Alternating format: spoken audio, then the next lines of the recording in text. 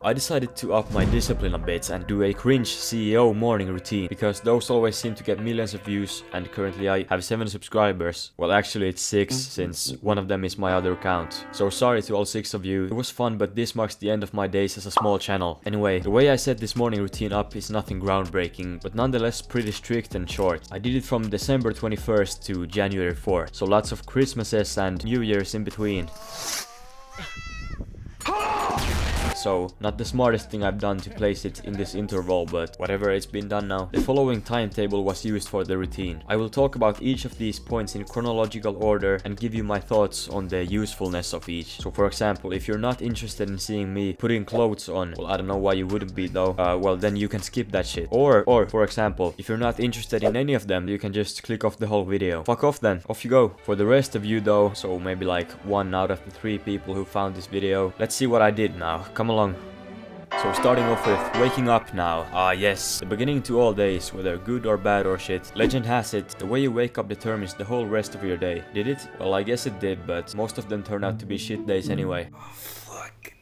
Though I should tell you I was fighting with some other issues at the time, so that was the reason why. Oh, what's that you say? Ah, yeah, I'm doing much better now, thank you for asking. But yeah, due to those issues, many of the nights were not nights of very good quality sleep, leading me to sleep past my usual wake-up time of 7:30. Oh, fuck, I overslept, man. It's like 10 AM. Well, Christmas is over, so that means I have to keep doing this stupid fucking challenge. So now you're probably going like, ah, this is not a productive morning routine video. But you're gonna have to hit me up when I give a fuck. Let's talk a bit about the sleep. Sleep equals important, but many of my nights I had long wake up periods during the nights, and this is not good. Usually this would mean losing sleep and just going to bed earlier, but many mornings decided to sleep longer instead since I could spare it. I think overall prioritizing and optimizing sleep is super important. Some quickfire tips for sleep that I use are: exercise and exhaust yourself sufficiently during the day. 1,200,000,000,200,000,000,000. Go out in the daylight early, no caffeine after 3 PM, don't eat 2 hours before bed, don't exercise late, turn off big lights 1 hour before bed. Immediately after waking up, jump on the scale boy and put the value in MyFitnessPal. When it comes to weight, the long time trend is what you're interested in, so that you know if you have to eat more or less depending on your goals. I usually speedrun this part, just brush my teeth, take a shit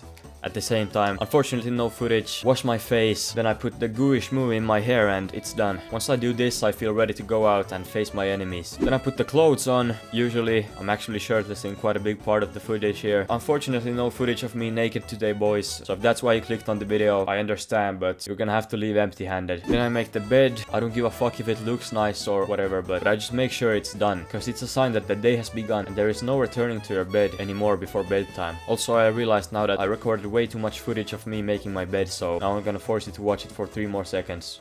Okay, moving on. And I just do some stretches. People tell me this is important, so I just do it. I have no idea why. Just go through all the main muscles for like 10 seconds. It takes like 3 minutes. If you're curious on the usefulness of this habit, I'll tell you when I'm 80 if this worked out or not. So I'm starting to consider if this morning routine was even strict at all, but whatever. Next up is 100 push-ups, and this might be the hardest part of the routine, which is saying something. This was actually way harder than I remember it being. So respect to like Andrew Tate, who does 1,000 a day. Especially when you focus on quality reps, then 100 is actually quite a lot. But the push-up is a fantastic exercise for upper body strength, and especially if you keep doing your other workout routine normally, this will help push you that extra bit. If you don't have time to work out, you could probably just do like 500 good push-ups a day and call it done. After the push-ups, I train for this handstand to a full planche trick. It's a move I'm gonna learn, so gotta train towards it. So basically this includes shoulder and core strength combined with balance. I still suck at the move, but you can't get good without sucking at some point. And lastly, sitting and meditating or just thinking for like 5 minutes. Plan your course of action, get your thoughts together and shit. I was not a fan of this part since it was early in the morning and I just wanted to get my day going, but it is useful to sort of meditate and shit. But yeah, after this you can start the day, and my thoughts on the routine as a whole are: it is productive to do some like training right at the beginning of the day and get on your shit right away, like not being lazy. But I personally need to take like an hour in the morning to just chill a bit and then get on my shit.